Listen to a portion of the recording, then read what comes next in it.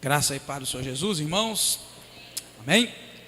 Vamos continuar, queridos, o nosso estudo da Bíblia. No livro de Levítico, nós vamos continuar. Levítico, nós vamos ler nessa noite 2 capítulos, porque nós vamos conseguir abordar os 2 assuntos juntos, capítulo 9 e 10. Levítico 9 e 10. Ao 8º dia, Moisés chamou Arão e seus filhos e os anciãos de Israel e disse a Arão: toma um bezerro para oferta pelo pecado e um carneiro para o holocausto, ambos sem defeito, e traze-os perante o Senhor. Então dirás aos filhos de Israel: tomai um bode para oferta pelo pecado, um bezerro e um cordeiro de 1 ano, ambos sem defeito, para o holocausto, e um boi e um carneiro por oferta pacífica para sacrificar perante o Senhor, e oferta de cereais amassada com azeite, pois hoje o Senhor vos aparecerá. Então trouxeram diante da tenda da congregação o que Moisés ordenou, e chegou-se toda a congregação e se pôs perante o Senhor. Disse Moisés: isto é o que o Senhor vos ordenou que fizesseis, para que a sua glória vos apareça. Disse Moisés a Arão: chega-te ao altar, oferece a tua oferta pelo pecado e o seu holocausto, e faz expiação por ti e pelo povo. Também oferece a oferta do povo e faz expiação por ele, como o Senhor ordenou. Então Arão chegou ao altar e imolou o bezerro da oferta pelo pecado, destinado a si próprio. Os filhos de Arão trouxeram-lhe o sangue, e ele molhou o seu dedo no sangue e o pôs sobre as pontas do altar. O resto do sangue derramou na base do altar. A gordura e os rins e o redenho do fígado, porém, tirados da oferta pelo pecado, queimou sobre o altar, como o Senhor ordenara a Moisés. A carne e o couro queimou fora do arraial. A seguir, imolou o holocausto, e os filhos de Israel e os filhos de Arão lhe entregaram o sangue, e ele o espargiu sobre o altar em redor. Também lhe entregaram o holocausto nos seus pedaços com a cabeça, e o queimou sobre o altar. E lavou as vísceras e as pernas, e as queimou sobre o holocausto no altar. Depois apresentou a oferta do povo, pegou o bode da oferta pelo pecado, que era do povo, e imolou e o preparou por oferta pelo pecado, como fizera com a primeira vítima. Apresentou também o holocausto e ofereceu segundo o rito. Apresentou a oferta de cereais, da qual tomou um punhado e queimou sobre o altar, além do holocausto da manhã. Depois imolou o boi e o carneiro em sacrifício pacífico pelo povo. Os filhos de Arão entregaram-lhe o sangue que ele espargiu ao redor do altar, como também a gordura do boi e do carneiro, a cauda e o que cobre as vísceras, os rins e o redenho do fígado. Puseram a gordura sobre os peitos, e ele a queimou sobre o altar. Os peitos e a coxa direita, porém, Arão os ofereceu por oferta movida perante o Senhor, como Moisés ordenara. Depois, Arão levantou as mãos ao povo e o abençoou, e desceu, havendo feito a oferta pelo pecado, o holocausto e as ofertas pacíficas. Moisés e Arão entraram na tenda da congregação. Quando saíram, abençoaram o povo, e a glória do Senhor apareceu a todo o povo. Fogo saiu da presença do Senhor e consumiu o holocausto e a gordura sobre o altar. O que, vendo todo o povo, jubilou e prostrou-se com o rosto em terra. Nadab e Abiú, filhos de Arão, tomaram cada um o seu incensário, puseram neles fogo, puseram incenso sobre ele e trouxeram fogo estranho perante o Senhor, o que ele não lhes ordenara. Então saiu o fogo da presença do Senhor e os consumiu, e morreram perante o Senhor. Disse Moisés a Arão: e isto é o que o Senhor disse: serei santificado naqueles que se chegarem a mim, serei glorificado diante de todo o povo. Arão, porém, se calou. Moisés chamou Misael e Elzafã, filhos de Uziel, tio de Arão, e disse-lhes: chegai, tirai vossos irmãos da frente do santuário para fora do arraial. Então se chegaram e levaram-nos nas suas túnicas para fora do arraial, como Moisés ordenara. Disse Moisés a Arão e a seus filhos, Eleazar e Itamar: não descobrireis a vossa cabeça, nem rasgareis as vossas vestes, para que não morrais, nem venha grande indignação sobre toda a congregação. Mas vossos irmãos toda a casa de Israel, lamentem este incêndio que o Senhor provocou. Não saireis da entrada da tenda da congregação, para que não morrais, porque está sobre vós o azeite da unção do Senhor. E fizeram conforme a palavra de Moisés. Disse o Senhor a Arão: não beberás vinho, nem bebida forte, nem tu, nem teus filhos, quando entrardes na tenda da congregação, para que não morrais. Estatuto perpétuo será isso pelas vossas gerações, para que possais discernir entre o santo e o profano, e entre o imundo e o limpo, e para ensinar aos filhos de Israel todos os estatutos que o Senhor lhes tem dado por meio de Moisés. Disse Moisés a Arão, a Eleazar e a Itamar, seus filhos, que ficaram vivos: tomai a oferta de cereais restante das ofertas queimadas ao Senhor, e comei-a sem fermento junto ao altar, pois é coisa santíssima. E vós a comereis em lugar santo, pois isso é a tua parte e de teus filhos das ofertas queimadas do Senhor, pois assim me foi ordenado. Também o peito da oferta movida e a coxa da oferta alçada comereis em lugar limpo, tu, teus filhos e tuas filhas contigo.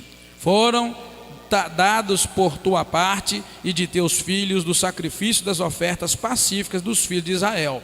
A coxa da oferta alçada e o peito da oferta movida trarão com as ofertas queimadas de gordura, para movê-los como oferta movida perante o Senhor.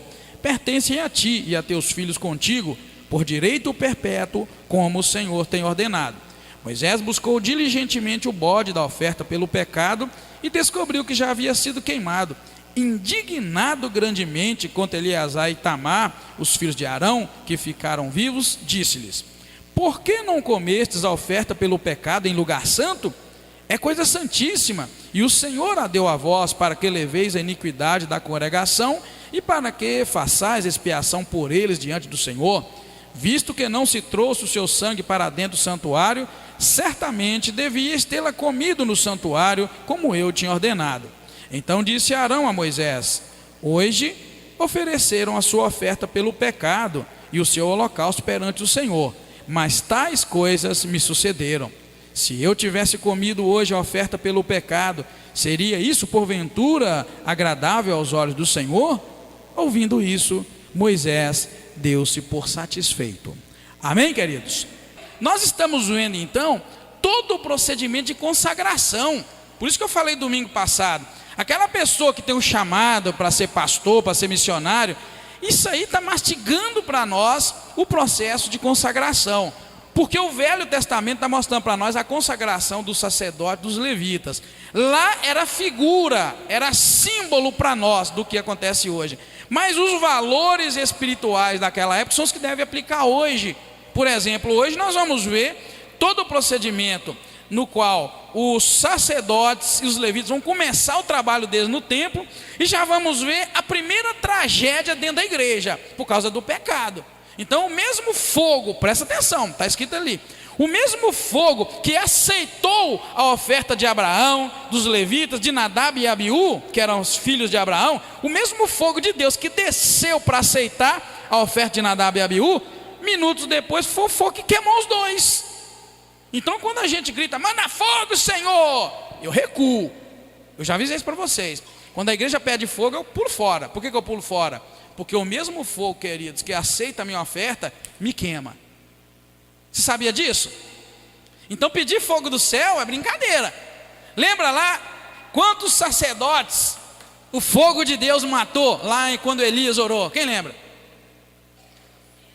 Mais de 400, o fogo de Deus, querido. Então às vezes a gente pede umas besteiras, a gente está naquele culto meio arrastado assim, manda fogo, Senhor. Eu vigia, não fala assim. Você sabia? Então o neopentecostalismo, entre aspas, esse pentecostalismo que a gente vê aí, fala muita besteira. As pessoas não sabem o que estão falando. Ainda bem que Deus é um Deus bom, que também ignora muita coisa que a gente fala. Tá bom? Então você vai se dar conta que o mesmo fogo que aceitou a oferta no primeiro ofício dos sacerdotes no santuário, aqui nós vamos à inauguração do ofício deles, foi o fogo também que consumiu os dois, mostrando, não brinca com Deus, porque com Deus não se brinca de forma alguma, tá bom? Então você vai ver no capítulo 9, os sacerdotes iniciam seu ministério. Obrigado, irmã. E depois nós vamos ver a morte de Nadab e Abiú, os dois filhos do sacerdote, tá? Bem, podemos dividir esse capítulo 9 em 3 partes, para você ver, por isso que o pastor Edgar colocou 2 capítulos, senão nós íamos rodar em círculo, ia ficar aqui até 9 horas, com muito pouco material, porque o assunto é um só. Então nós podíamos dividir assim, este capítulo em 3 partes. Os mandamentos do Senhor, ou as ordens, ou as ordenanças de Deus, com relação ao ofício do sacerdote. Sabemos que Deus não mudou em nada na questão dos ofícios. Quero lembrar isso para você. Então a mesma coisa que Deus fazia no Velho Testamento, que tinha o sacerdote, os levitas, para cuidarem daquilo que diz respeito à coisa santa, à coisa espiritual, no Novo Testamento Deus deu também pessoas para fazerem isso, não é? A Bíblia não diz assim, que o Senhor deu uns para apóstolos, outros para pastores, outros para mestres, não é assim ou não é? Amém, irmãos? Concorda comigo, com a Bíblia? Então nem todos são pastores, nem todos são apóstolos, nem todos são mestres. Deus deu uns para isso. O que está acontecendo hoje é que por falta de conhecimento do povo que está no banco da igreja, as pessoas têm enganado facilmente. Hoje todo mundo é pastor e apóstolo nem se fala. Você vê apóstolo para tudo quanto é lado. Eles chamam muito aí de apóstolo, pastor de pastor. Então, isso faria de mim o quê? Um apóstolo também, que eu sou pastor de pastor. Sou pastor do pastor Maci, pastor do pastor Delfino. Era do pastor Stefson quando ele estava aqui. Era do pastor Edmar. Você já viu que coisa, cada coisa que eles me inventam, só porque eu sou pastor de pastores, eu sou apóstolo. Será que é assim? A gente precisa rever. Eu disse para você que qualquer pessoa é pastor hoje. Você pregou direitinho, falou legal, a gente foi com a sua cara, nós vamos te chamar de pastor. Tem pastor de jovem, pastor de música, pastor de dança, pastor disso, pastor daquilo. Tem pastor de tudo quanto é coisa. Agora, será que é assim que funciona? A gente sabe que não. Os ofícios continuam no Novo Testamento. Deus deu um para apóstolos, já disse para você, outros para pastores, outros para mestres ou doutores. O Espírito Santo de Deus dá dons para alguns na igreja, para a profecia, para os milagres, e aí vai. Então, os ofícios estão aí. Só que nem todo mundo tem esses ofícios ou esses dons. Então não mudou em nada. Na semana passada eu fiz uma pergunta para a igreja com relação ao uso do óleo. Que é muito comum na igreja de hoje, porque na consagração de Arão e dos filhos de Arão foi usado óleo. Aí eu fiz a pergunta: a Bíblia tem alguma diretriz para o uso do óleo hoje no Novo Testamento? Está bem que os irmãos sabiam. Tem sim, pastor. Tiago diz que o óleo deve ser usado quando a pessoa está doente. Eu falei: então tá bom, mas então não tem que usar para passar no violão, passar nisso, passar naquilo? Não, não tem. Mas por que a gente passa? Aí foi que Deus me deu uma frase, e eu postei lá na internet: se você quiser obter acho que é benefício, não sei, se você quiser obter os benefícios que a Bíblia oferece, você tem que fazer o que a Bíblia manda. Então começa obedecendo a Bíblia, a palavra. Então para que lambuzar óleo em todas as coisas, sendo que o óleo não é para ser usado no enfermo? Então não vai funcionar para mais nada, amém, irmãos? Só vai fazer brilhar a cara, né? Você lambuza, vai brilhar aquela parte. Querido, é simples assim. Quer obter os resultados que a Bíblia oferece? Faz o que a Bíblia manda fazer. Se você sair da Bíblia, a Bíblia perde a força. Você sabia que esse livro aqui perde? Olha que coisa linda de iluminação de Deus. Esse livro aqui perde a força, perde o poder, se você não fizer como está nele. Eu lembrei ainda do manual na semana passada. Vamos encarar a Bíblia como um manual. E eu citei um exemplo para você, que eu já comprei um móvel uma vez, que tinha um manual passo a passo. Pega as partes todas separadas por números e letras. E o manual só falava: pega o número tal, a letra tal, encaixa na letra tal. E eu fui pegando as peças. Só que eu achei que sabia, eu falei: você quer saber? Não vou fazer essa lenga-lenga não. Eu pulei para frente e comecei a montar umas coisas lá. Era um móvel que eu comprei lá nos Estados Unidos. Irmão, foi montando no início, deu direitinho. Quando chegou um determinado momento, a peça que eu montei lá na frente não podia ser montada lá, tinha que ser montada cá. Aí eu perdi meu serviço. E o que é pior, eu tinha lambuzado umas partes de cola. Eles mandam até a colinha para você. Eu joguei a cola e falei, ai Senhor, o que eu vou arrumar na minha vida? Ainda bem que a cola não era cola rápida, de secagem rápida. Eu vim cá, lambuzei tudo, a cola já quase não deu, porque não sei aqui, mas até a medida da cola era exata para você fazer aquilo. Entrei em dificuldade porque não seguiu o manual. A Bíblia é um manual. E o que tem de crente saindo do manual e querendo os resultados que ela oferece. Concorda, querido, que é assim? Que é os resultados que a Bíblia oferece? Ah, a Bíblia promete cura. Segue o manual. Ah, a Bíblia promete salvação. Segue o manual. Como é que é o manual? Através de Jesus. Não adianta você ir para a igreja tal, porque lá você vai ser salvo. O manual diz como. Então, meu querido, primeiro nós podemos dividir esse capítulo, questão dos mandamentos. As ordenanças, do versículo 1 ao 7. Ao 8º dia, Moisés chamou Arão, seus filhos e tal, e deu umas instruções.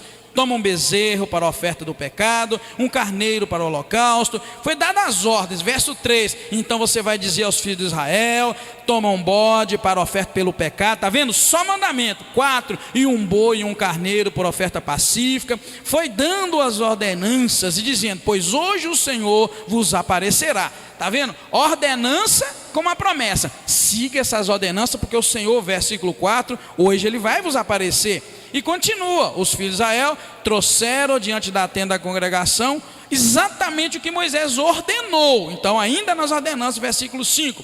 Depois no versículo 6, Moisés: e isto é o que o Senhor vos ordenou que vocês fizessem para que a sua glória vos apareça. Uma promessa. Está aqui o manual, faz isso para que a glória do Senhor apareça. Versículo 7 então diz que: então Moisés diz a Arão: chega-te ao altar e oferece a oferta pelo pecado, o holocausto, e faz expiação por ti e pelo povo. Então, meus irmãos, os primeiros 7 versículos, ordens para seguir, sob a promessa de que Deus apareceria a eles. Irmãos, uma coisa que é muito importante, verso 6: isto é o que o Senhor vos ordenou que fizesses, para que a sua glória vos apareça. A glória de Deus é a essência de Deus. Para muitos a glória de Deus é qualquer coisa que te faz arrepiar. Não é. É a essência da presença de Deus. Então a gente precisa entender o que é quando a Bíblia vai dizer que para que a glória de Deus vos apareça. Eu tenho visto gente cantar: minha casa será um lugar de alegria ou de harmonia? Como é que é? Eu sou ruim de lembrar a letra. É um lugar de harmonia, de bênção, não é? Mas isso, irmãos, está longe de acontecer na maioria das casas, porque eles não seguem o manual. Você está vendo que tudo isso que Deus mandou, que Moisés dissesse para que fosse feito, era para que a glória de Deus aparecesse a eles. Então, para que a tua casa seja um lugar de bênção, o teu coração tem que ser um lugar de bênção. Não adianta levar sal grosso, não adianta lambuzar azeite, não adianta lambuzar sangue, igual você vai ver aqui, se o coração não for um coração transformado. Você vai ver que Nadab e Abiú estava ali no capítulo 9, junto com seu pai, no sacrifício e todo o ritual que foi feito direitinho. Mas na hora que eles bobearam um segundo, veio fogo do céu e matou os dois. Mas não matou os outros, matou quem estava fazendo a coisa errada. Então, querido, esse negócio da minha casa é uma casa de bênção, batatinha. O teu coração tem que ser um coração que segue os mandamentos do Senhor, segue as ordens do manual. Que casa de bênção que nada. Lá na tua casa, Big Brother é ligado no Big Brother. Então para de cantar minha casa é uma casa de bênção, de maldição. Na tua casa tem algum momento de paz ou é só briga e discussão? Então tua casa não é bênção nada, ela é maldição. E é amaldiçoada, é uma casa amaldiçoadora. A harmonia é um lugar de harmonia. Parece que a gente canta: minha casa será um lugar de harmonia. Será que tem harmonia lá mesmo? Seus filhos sentem que lá dentro é o melhor lugar para viver? Papai e mamãe, ou vice-versa também? Será que papai e mamãe sentem que entre os filhos é o melhor lugar para viver? Será que entre papai e mamãe, marido e mulher, é o melhor lugar? Se não é, querido, tua casa não é casa de bênção, é uma casa de maldição. É uma casa amaldiçoável. Você tem que seguir o manual. O que Deus manda para que a tua casa seja casa de bênção? Você vai entender que é a verdade. Porque tudo isso aqui, a palavra diz no versículo 4: pois hoje o Senhor vos aparecerá. E o versículo 5, versículo 6: para que a sua glória vos apareça, para que a glória do Senhor vos apareça. Meu irmão, para minha casa ser casa de bênção, eu tenho que mudar muito a minha vida, junto com a minha esposa, junto com meus filhos, para que a minha casa passe a ser um lugar de culto, um lugar de adoração, um lugar de bênção, onde as pessoas vão para lá e vão ser abençoadas. Isso não tem outro caminho senão seguir os mandamentos. Por isso nós colocamos ali, olha, está vendo? Podemos dividir essa primeira parte como mandamento. Então primeiro temos que aprender a observar o que Deus manda para que eu comece a fazer. Não adianta chamar gente para orar na tua casa, não. Teu coração tem que ser um lugar aberto para Deus. Amém, igreja? Tá bom ou tá ruim? Bem, então vamos lá. Veja que primeiro Deus fala ao sacerdote, depois fala ao povo através de Moisés. Não eram mandamentos de Moisés, mas eram mandamentos de Deus, como eu li para você. E note que ainda hoje Deus usa homens para falar os mandamentos de Deus para nós. Mas quantos estão abertos para ouvir o mandamento de Deus? Quantos? Eu ouvi uma piada que rodava há um tempo atrás lá, de uma criança que disse que queria morar na igreja. Aí quando o pastor perguntou, é porque lá na igreja o papai é bom, ele é santo, ele é bonzinho, ele é calmo, mas fora da igreja ninguém aguenta o papai. E criança tem uma coisa séria: criança não mente. Eu não sei quem é que estava lá em casa de criança um dia. Eu perguntei se o papai estava bom e eu arrependi rápido. Falei, nossa, de vergonha, esse menino vai falar que está ruim. Mas ele não falou, ele calou. Quando criança você pede assim, o papai está bom, ele cala. É porque a mãe deve ter falado, não fala que está ruim não. Porque criança é muito sincero. Então, queridos, o para e pensa. Esse estudo é tremendo, porque ele traz para nós ensinamentos para a gente aplicar na vida nossa. Depois, a segunda parte, irmãos, já que a primeira são os mandamentos do Senhor, que devem ser seguidos, a segunda parte nós vemos que é a execução dos mandamentos que Deus deu, do versículo 8 para até o 22. Você nota que o versículo 8 começa assim: então Arão se chegou ao altar e imolou o bezerro da oferta pelo pecado, destinado a si próprio. Ou seja, Deus falou primeiro ao sacerdote. Você notou que ele falou primeiro ao sacerdote, depois falou ao povo.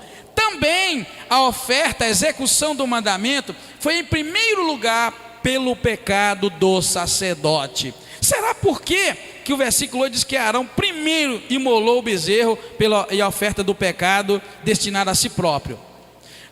Pode falar, porque é estudo bíblico. Por que será que ia-se começar o culto oficial a Deus e o sacerdote deveria imolar sacrifício pelo pecado do povo? Por que será que Deus mandou primeiro ele imolar pelo pecado dele, do sacerdote? Hein? Se colocou em pecado. Mas vai pensando. Ia começar o culto, não existia culto, não existia nada organizado. Aí era uma das tarefas do sacerdote, talvez uma das principais, era sacrificar a oferta pelo pecado do povo. Mas antes dele sacrificar por qualquer pessoa, Deus aqui manda ele sacrificar pelo próprio pecado. O que isso quer dizer para você? Hein? Ele tinha que ser exemplo, a irmã diz, o que mais? É para você ver o que é trabalhar para Deus. É só para isso. Antes de eu pregar para você, eu tenho que pregar para mim. Antes de eu cobrar que você seja pontual no relógio, eu tenho que ser pontual. Antes de eu cobrar para você não pecar, eu tenho que não pecar. Antes de eu cobrar de você ler a Bíblia, eu tenho que ler a Bíblia. Antes de eu dizer para você que mentiroso vai para o inferno, eu tenho que largar a mentira.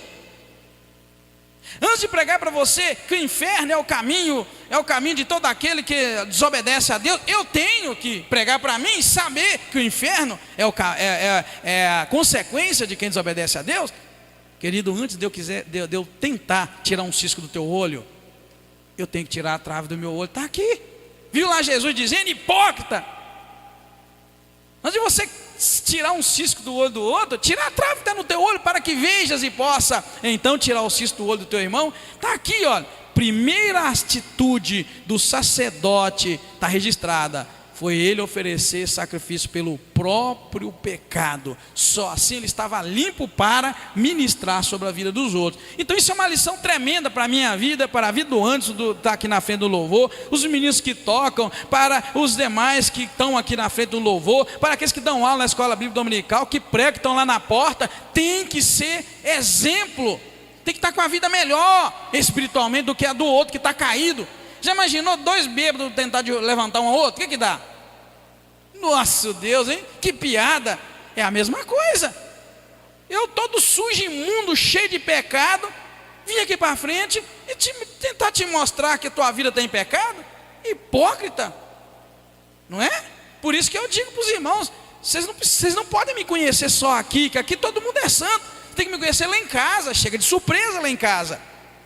Pode chegar. Não tem cachorro lá não, ainda não. Tem só o Laio lá, o cachorro do Luiz lá, que é perigoso. Se você vê o cachorro dele lá, pula fora. Você tem que chegar lá em casa. Você chegar lá em casa de caladinho e me encontrar quebrando o pau com a minha esposa, tá vendo? Pode chegar junto e falar, pastor, você não é apto para estar lá falando para mim. Querida, esse é o peso de quem se diz instrumento, se diz o sacerdote, se diz isso, diz aquilo. E vou dizer uma coisa sem medo de errar. Muito pilantra por aí tem envergonhado o evangelho, enganando pessoas, levando pessoas para o inferno, dizendo que é pastor, dizendo que é isso, que é aquilo, dizendo que misericórdia.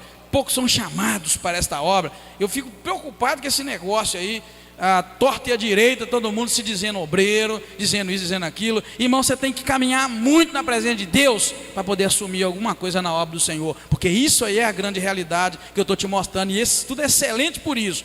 A prova cabal disso vai ser o versículo 10, o capítulo 10, que eu tinha que fazer junto para você entender. Capítulo 10 mostra Deus descendo o pau e matando Nadab e Abiú, e de certa forma Deus tem matado muita gente, e a minha oração, a nossa oração é que Deus mate muito mais, porque tem muito pilantra enganando as ovelhas do Senhor Jesus Cristo. Tem muito pilantra enganando. Então vamos seguir, tá? Então do versículo 8 ao 22 se encontrarão então sacrificando pelo próprio pecado. Depois ele traz o sangue, ele esparge o sangue, ele faz tudo da maneira que o Senhor mandou, pega a gordura e os rins, o fígado, ele queima tudo como o Senhor ordenou. A gente vê no versículo 11 que ele pega a carne e o couro e queima fora do arraial. Ele vai seguindo a execução de tudo aquilo que o Senhor mandou. Arão e seus filhos oferecem o sacrifício, irmãos, conforme as instruções. Veja que Arão e seus filhos, então está incluído aqui todos os filhos, Eleazar, Itamar, Nadab e Abiú. Eles nesse momento estavam fazendo a coisa correta, tá? Em nada eles acrescentaram, nada diminuíram. Fizeram exatamente como o Senhor havia instruído. Se você acompanhar a leitura, você vai ver que eles fizeram exatamente como o Senhor ordenou. E depois, os últimos dois versículos, nós podemos chamar de aprovação de Deus sobre a execução dos mandamentos. Primeiro, Deus dá os mandamentos, te dá o manual, passo a passo. Segundo, você executa passo a passo o manual. Sabia? Deus pode estar alegre, mas Ele pode estar também tremendamente triste, abatido com a tua vida. Deus se entristece. Sabia que a Bíblia diz que o Espírito Santo ele pode ser apagado, extinguido? Não extingais o Espírito Santo. Ele pode ser entristecido. Não entristeçais o Espírito Santo de Deus. Então, querido, Deus pode estar muito alegre contigo, mas pode estar muito triste, dependendo das tuas escolhas. O que você anda fazendo? O que você anda fazendo em oculto? O que você anda pensando? O que a mente sua pensa? Quando você vê o teu irmão, você pensa o quê? Quando você vê a tua irmã, você pensa o quê? Quando você vê tal coisa, você pensa o quê? Querido, Deus pode estar alegre contigo, mas Ele pode estar tremendamente aborrecido. Não espere que fogo desça do céu para te consumir. Tem gente que é mal, querido. Eu sei de crente que é mal. Eu sei de crente que é instrumento do diabo, só pensa mal um do outro, só maquina o mal, só pensa na derrota na vida do outro. Eu já vi crente ficar triste quando o outro prospera, que você vê na cara assim, o semblante cai. Ô, gente, tem muita gente que está entristecendo Deus o tempo todo, o Espírito Santo de Deus. Eu não creio muito nesse negócio de oração contrária não, porque a Bíblia diz que nenhuma arma forjada contra mim vai prosperar. Nenhuma mafojada contra o crente prospera. A Bíblia fala que 1000 cairão ao teu lado, 10.000 à tua direita, e tu não serás atingido. Então não tem oração contrária contra aquela pessoa que está protegida, aquela pessoa que está toda cercada pelo Senhor. Mas tem gente que ora contra, para te derrubar, para te detonar. Então veja bem como é que a coisa funciona, querido. O mesmo fogo que aprovou na consagração, também matou eles na violação. Quando tu violas, quando você viola a Bíblia, a palavra de Deus, você é vulnerável à condenação, ao fogo de Deus. Sabe esse negócio de... Tem gente que é muito bobo, querido. Vou dizer para vocês uma coisa. Tem gente que pensa que lá fora pode fazer o que quiser, porque o pastor não está vendo, a igreja não está vendo. Irmão, dá graças a Deus que eu não vejo, mas tenha medo que tem alguém que me vê. Você devia morrer de medo porque Deus vê, não porque eu vejo. No dia do pastor agora, nós recebemos muitas mensagens bonitas e tal, mas no nosso grupo de pastor lá, então eles mandam as mensagens boas também e mandam aquelas ruins, né? Para a gente ver que nem tudo são rosas, são flores.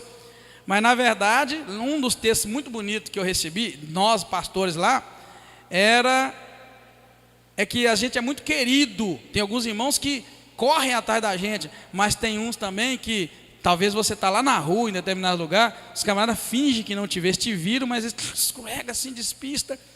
É a ação mais besta.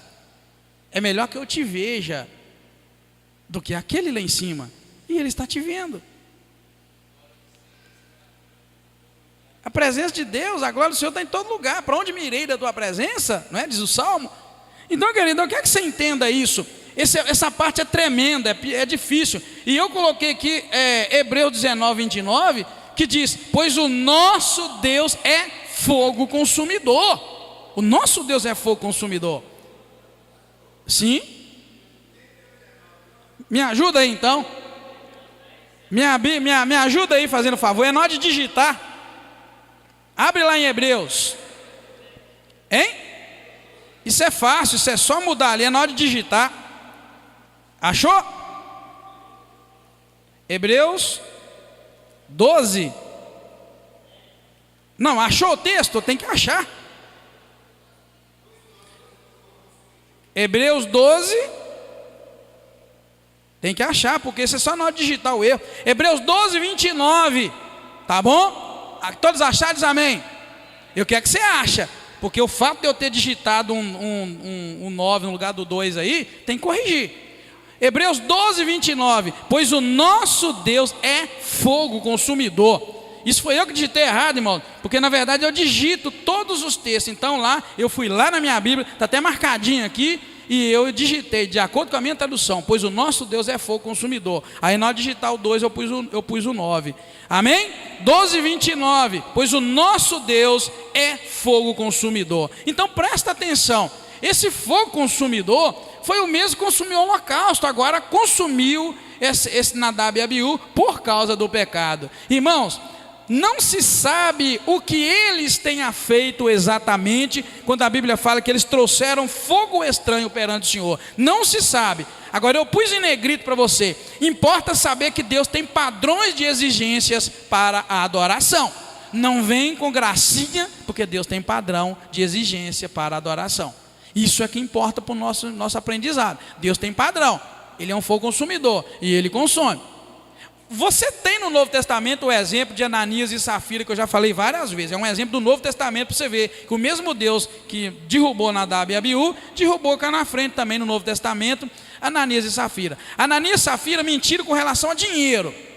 Venderam a propriedade, portanto, e não depositaram o valor de que tinham vendido, e era o costume, e mentiram para Deus. Deus detonou eles. Então, às vezes a gente pensa assim: mas Deus hoje não detona mais ninguém. Meu irmão, você está enganado. Deus escolheu uma forma um pouco diferente de detonar. Ele vai detonando pouco a pouco. Sabia? Ele é mais cruel. Ele é mais cruel no Novo Testamento. Lá ele mandava fogo e pum, queimava o camarada. Agora ele resolveu detonar pouco a pouco. Vai te esmigalhando. Você vai morrendo pouco a pouco, ainda tentando manter a pose. Está te comendo vivo. Está te destruindo. Está te matando. Está te consumindo pouco a pouco. Então que a gente precisa vigiar um pouco mais, tá? Não se sabe o que eles tenham feito. Eu vou explicar para vocês em poucos minutos que esse texto deixa uma margem longe para entender. Presta atenção, vou deixar isso claro gravado ali para ninguém depois me perturbar. Porque de vez em quando tem gente que perturba, não é aqui da igreja não, o Wilk sabe disso, né? Eles pegam, tem uma respiração errada que eu faço, depois vai lá no vídeo e um camarada desceu o pau lá, eu tinha que explicar para ele. Então veja bem, de muito longe tem uma margem neste capítulo 10 que deixa-se pensar que eles tenham entrado lá dentro chumbado, bêbado, tanto que cá na frente Deus vai dizer para Arão, versículo 9: não beberás vinho, nem bebida forte, nem tu, nem os teus filhos, quando entrares na tenda da congregação. Este versículo 9 é uma margem longe para deixar a gente pensar que eles entraram chumbados e Deus não agradou. Tanto que vai ensinar para eles, por quê? Porque eles precisam estar sóbrios para poder ensinar o povo. Isso é só uma margem, é uma especulação. A única coisa que se sabe é que eles ofereceram fogo estranho. Primeiro, esse fogo estranho deixa a gente pensar que possa ser, eles estavam embriagados por uma razão. Porque já tinha o fogo debaixo da churrasqueira, que era o altar, estava queimando o sacrifício. E Deus mandou fogo de cima e acabou de consumir o negócio. E aqui no versículo, no capítulo 1 que nós lemos, diz que Nadab e Abiú, filhos de Arão, tomaram cada um seu incensário, puseram neles fogo, puseram incenso sobre eles e trouxeram fogo estranho perante o Senhor. Mas eles tinham que colocar fogo. Era a tarefa deles, colocar fogo. Que fogo estranho era esse? Então, querido, deixa para os inteligentes, os pensadores, imaginarem que possa ser que eles entraram chumbados. Porque eles tinham meio que pôr fogo. Que fogo era esse que eles iam pôr? Mas isso é só especulação. Agora, que Deus manda o sacerdote e os filhos dele nunca beber bebida forte quando fosse ministrar, Deus manda.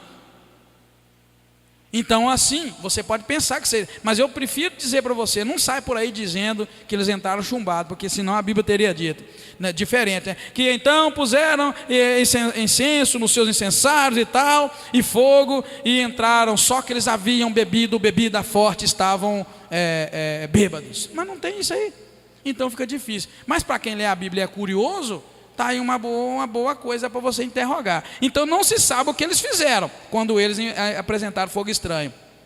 Mas importa saber que Deus tem padrão de exigência e você precisa vigiar quando você diz aí que é um adorador, quando é uma adoradora. Por isso que eu coloquei aquele texto para você ver que 1 Samuel, que o Senhor se agrada mais na obediência do que no sacrifício. Tem muito crente que sacrifica a Deus, irmãos, mas que não obedece. Sabe aquele crente que vai em todo culto, mas não obedece a Deus? Deus não gosta dele. Ele está sacrificando à toa. É sacrifício de tolo. Por isso que eu li 1 Samuel, que Deus se agrada mais da obediência do que do sacrifício. Tem gente que mata boi, mata bezerro. Tem gente que sobe a escadaria de tal lugar de joelho. Tem gente que vai no monte de marcha ré, né? Sobe de ré e desce de lado e mais não sei o que. Tem gente que fica semana sem comer, sem beber. Tem gente que faz jejum, nunca vi falar nisso. Jejum de TV, jejum disso aqui. Jejum é não comer e não beber. Então vamos parar com esse negócio de jejum de TV. Quem ensinou isso para vocês é errado. Não é jejum, não se faz jejum de TV, não se faz jejum disso, jejum de alimento e de água, de líquido. Então só existe jejum de alimento, mas inventaram isso. Então tem gente que, eu vou ficar sem ver o Big Brother uma temporada inteira, aí depois ele vê todas, ele aluga o vídeo e vê. Então tem muita gente dando bobeira. Deus se agrada mais da obediência do que do sacrifício. Meu irmão, vê tudo que você tem que ver, obedeça a Deus. Na hora que Ele te falar, opa, eu vou fazer isso porque Deus está me mandando. Deus quer te ver de vida transformada, coração mudado, larga o pecado, o desejo que te persegue de pecar. É isso que Deus está pedindo. Põe isso nas mãos dele, fala: Senhor, a partir de hoje eu abro mão desse desejo pecaminoso. É isso que é obediência, querido. Tem gente que vai morrer, vai para o inferno com 60 anos de igreja. Tem gente que vai para o inferno com 80 anos de igreja, não obedece, só vai na igreja, só sacrifica.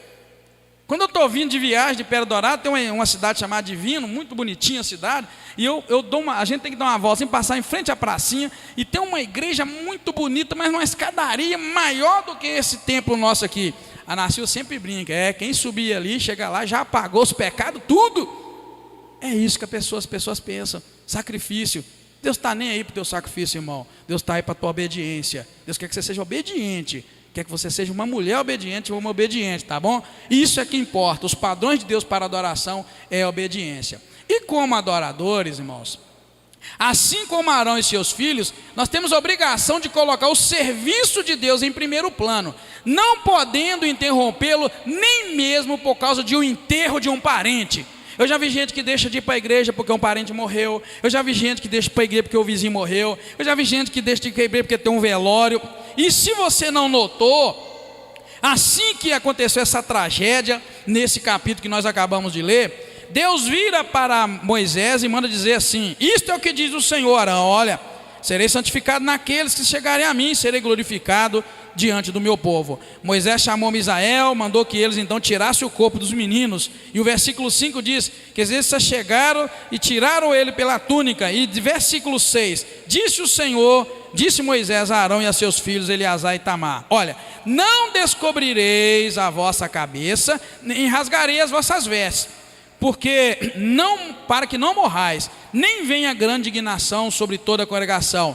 Mas vossos irmãos, toda a casa de Israel, lamentem este incêndio que o Senhor provocou. Olha, 7, não saireis da entrada da tenda da congregação, para que não morrais, porque está sobre vós o azeite da unção. Sabe o que quer dizer isso? Vou te explicar o que quer dizer esses versículos. Arão, pai de Nadab e Abiú, pai de Itamar e de Eleazar, viu 2 dos filhos dele ser queimado pelo fogo que desceu do céu, e Deus falou com eles: vocês não vão nem chorar, porque os 2 filhos de vocês morreram, e vocês nem vão acompanhar o velório, vocês não podem sair daquela porta, senão vocês vão morrer. Por isso que eu disse, tem gente que morre um vizinho, eu não vou na igreja, morre um parente, eu não vou na igreja, e eu não entendi ainda esse procedimento de onde ele vem, porque para quem serve diante do altar, não existe esse luxo de ter luto. Deus não te chamou para ter luto, Ele te chamou para levantar o enlutado e te dar unção e poder.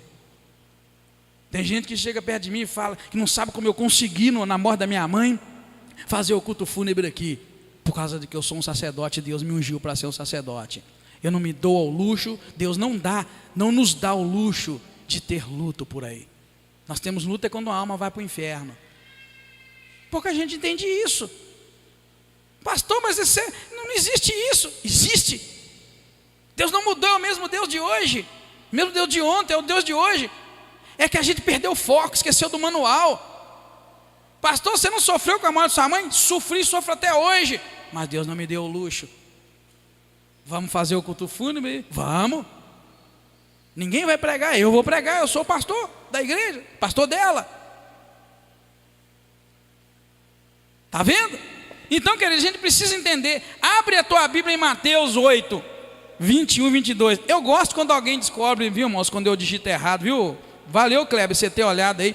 É ruim quando os irmãos saem daqui e comem, engolem o que a gente põe ali, depois nem confere. Então vamos lá em Mateus 8, só para a gente ler, e se tiver errado, os irmãos vão me ajudar a achar aí, tá bom? Mateus 8, 21 e 22.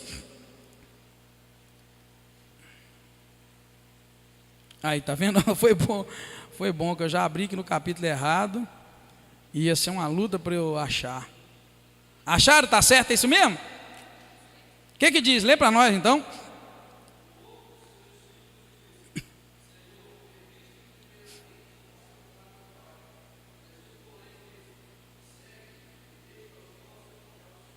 Está vendo, querido? É ensinamento. Por isso que Deus falou com Abraão lá atrás: você nem pode ter luto. E eu já vi crente que quando morre um pai, morre a mãe, eles colocam aquela maldita frase no carro: saudades eternas da mamãe, saudades eternas do papai, e fica chorando aquele luto dia a dia, e quase morre junto com o defunto. E nós temos a direção, o manual dizendo como é que você deve fazer. Amém, igreja? Por isso que eu falei que quem tem chamado, quer ser obreiro, quer ser pastor, não podia perder o culto desses dias da quinta-feira, porque muito nos ensina. Então Jesus fez a mesma coisa instruindo os discípulos. Quando ele chamou, seus primeiros discípulos, teve um que disse: Senhor, deixa eu sepultar primeiro meu pai. Jesus falou: deixa os mortos sepultar os seus próprios mortos. Então, querido, quando você se deparar com a morte de alguém, de um vizinho, sei lá de quem, do pai e da mãe, lembre-se, eu tenho um compromisso com meu Deus de servi-lo, de adorá-lo. Eu vou sofrer a morte do meu parente, do meu amigo, do meu vizinho, mas eu não vou perder nunca, jamais, o culto, a graça do Senhor, por nenhuma dessas coisas. Em seguida, irmãos, Moisés vai repetir as instruções do versículo 8 ao 15. Do 8 ao 15 é repetindo as instruções, mas só que agora para os 2 filhos que restaram de Arão, tá bom? Ele agora vai falar para os 2, ele reforça o que ele já havia dito, e aí ele entra dizendo: olha, vocês não vão beber vinho, bebida forte, quando vocês entrarem na tenda da congregação, porque vocês vão ter que ensinar o estatuto para as pessoas, para vocês poderem discernir entre o santo e o profano, entre o mundo e entre o limpo, e para ensinar aos filhos de Israel todos os estatutos que o Senhor lhes tem ordenado. Isso aqui é uma resposta para quem vive enchendo a paciência, dizendo que beber vinho não tem importância. Me enche a paciência, não vou falar um outro nome aqui, porque depois tem que fazer edição naquele trem ali, é chato demais. Mas na verdade, irmão, tem um punhado de crente de meia tigela que enche a paciência. Ah, mas beber um vinhozinho não tem importância não. Está aqui dizendo: não beba bebida forte, bebida que vai alterar a tua consciência, para você saber discernir entre o santo e o profano, entre o mundo e entre o limpo. E todo mundo que bebe, eu sei porque eu já bebi. Você é uma pessoa, quando você começa a chapar, você começa a ficar alegrinho, feito bobo. Eu já fui bobo e já bebi. Parei de beber quando eu fiquei inteligente, quando eu fiquei esperto, quando eu aceitei Jesus. Então, quando vier com essa onda pro teu coração que bebida não tem nada a ver, tem. Eu sou psicólogo e já atendi muitas pessoas, meninas, mulher velha, desculpa, que foram estupradas pelo pai porque o pai bebeu. Então não vem com onda, meu irmão, dizer que bebida não tem nada a ver. Eu sei de experiência, eu já bebi. Quem aqui já bebeu? Levanta a mão. Bebe-se para pegar as mocinhas lá no boteco, para pegar as mulheres. É para isso que bebe. É para ter coragem. Bebi e faz de coração. E a coisa mais dura foi eu atender no consultório de psicologia, uma mulher velha, mãe de meninas, moças, e que chorou e abriu o coração. Foi violentada pelo pai, porque bebia, e estavam todo mundo vendo televisão, a sala com todos, e ela sendo violentada na sala, debaixo da coberta, um dia frio. E aí ela foi: mamãe, o pai fez isso comigo, era menina nova. A mãe: que é isso, menino, você está doido? Seu pai não fez, mãe, o pai fez isso comigo. A mãe, muito sábia, que sabedoria, mordeu na língua e ficou quietinho. O homem estava sóbrio um dia, sentou com ele, a filha e todos, falou: olha, ela está dizendo que você fez isso. O pai: não, eu não fiz. E fez, não fez, fez, não fez. O pai chorou, pediu perdão, porque não lembrava, porque estava bêbado, e nunca mais pôs uma bebida na boca dele. Mas a menina continuou machucada, mesmo com o pai reconhecendo que talvez possa ter feito. Então, querido, bebida, pergunta um químico, pergunta um médico, pergunta um farmacêutico. Você só precisa de uma colherzinha de álcool para você beber e ela te alterar o teu sangue. Sopra o bafômetro, faz um exame de sangue e vai dar alterado, vai dar álcool no teu sangue. Então não me vem com onda dizer que bebida não tem nada a ver, porque tem, qualquer bebida alcoólica tem. Então, querido, isso é para você ver, aqui está dizendo: não beba bebida forte, para você discernir entre o santo e o profano, entre o imundo e entre o limpo. Pastor, e o uso do álcool para fazer comida? Boa pergunta que me veio aqui agora. Você sabia que todo álcool, quando você já abre, ele evapora um pouco. Quando você põe no calor, ele vai embora todo?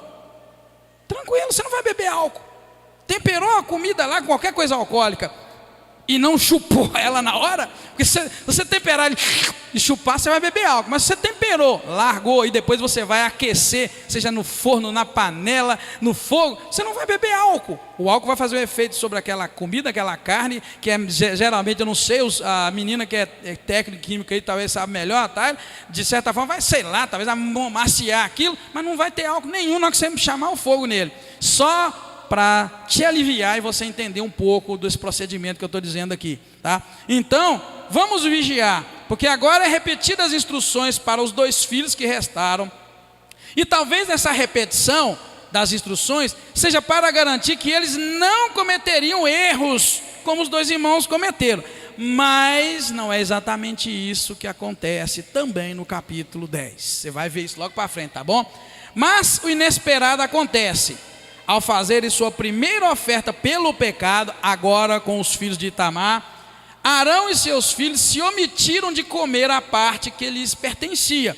Você vai ver isso no verso 16. Moisés buscou diligentemente o pecado, o bode que deveria ser sacrificado pelo pecado, e descobriu que já havia sido queimado. Indignado grandemente contra Eleazar e Itamar, os 2 filhos de Arão, ele disse: por que vocês não comeram a oferta pelo pecado no lugar santo? É coisa santíssima, e o Senhor a deu a vós, para que leveis a iniquidade de toda a congregação. Bem, o que aconteceu de fato, irmãos? Aqui os irmãos conseguiram ler comigo.